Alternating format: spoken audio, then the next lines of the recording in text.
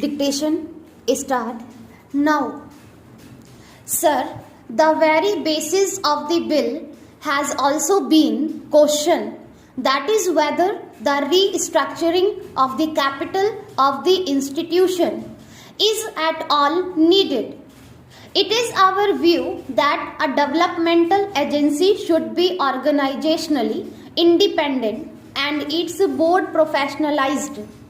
Having fully fed the Industrial Development Bank of India since its infancy for a decade, the Reserve Bank has placed it in a position of importance. The government have therefore taken the view that the time has arrived to elevate status of the development bank to that of the principal financial institution. Just as the Reserve Bank is the central bank of the country, the Life Insurance Corporation of India is the principal investment institution. The Development Bank should achieve the status of the principal financial institution. All the three being directly owned by the government, the bill seeks to achieve this purpose. Further, the board of the principal financial institution should reflect the various impulses of different states of India, particularly those which are industrially backward.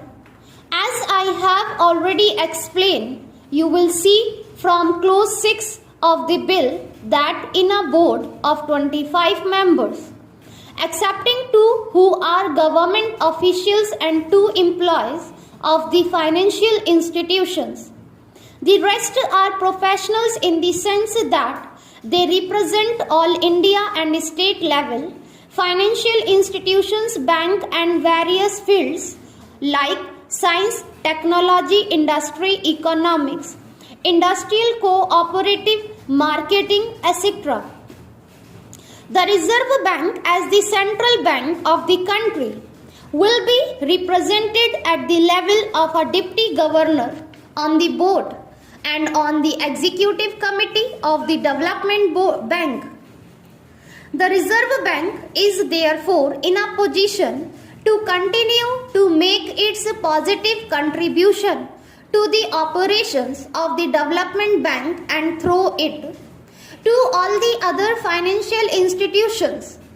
It has also been argued that after the restructuring of the development bank, neither the volume of credit to industry will increase nor will the cost of credit decrease, and thus there is no economic rationales for the bill. In any event, the mobilization of resources and their channeling will be done in close coordination with the Reserve Bank of India.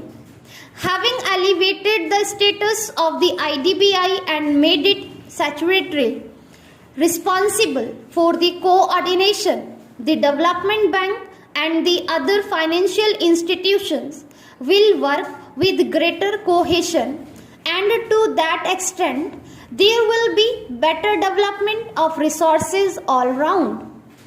A point has also been raised that with the transfer of the shareholding of the Industrial Development Bank of India from the Reserve Bank to the government, large industrial group would have easier access to institutional finance than before. In the second note of dissent by my honorable friends, a similar point has been made that the credit policies to be followed by the institutions have not been defined. The policy of financing industry, including small scale industry, cooperatives, etc., and the large industrial groups is determined. It is perhaps not very material whether the Industrial Development Bank of India is directly owned by government or owned through the Reserve Bank. Parliament has therefore the opportunity to oversee the policy being followed by the Development Bank and the other institutions in financing industry in general, and the larger industrial groups in particular.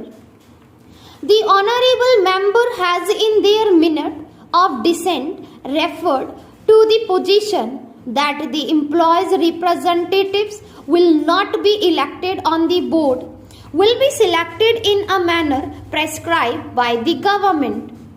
That they have referred to the practice prevailing in regard to the appointment of directors on the boards of the nationalized banks. I may inform the House that in the case of the nationalized banks, the scheme framed under the Banking Nationalization Act does not provide as such for a direct election by workmen of their representatives on the boards of the banks, and a representative is chosen out of a panel of 3 names suggested by the Federation, which on verification by the Central Labour Commissioner has the largest number of workmen as members. A more or less similar procedure will be drawn up in this case also for selection of the employees' representatives. I now take this opportunity of paying a tribute to the services rendered by the Reserve Bank of India in feeding the Industrial Development Bank of India from its infancy and having brought it up to its present status so that it could take up the leadership of the other financial institutions independently. As I have already stated earlier, the Industrial Development Bank of India will continue to be as much a concern of the Reserve Bank as of the government in the new setup.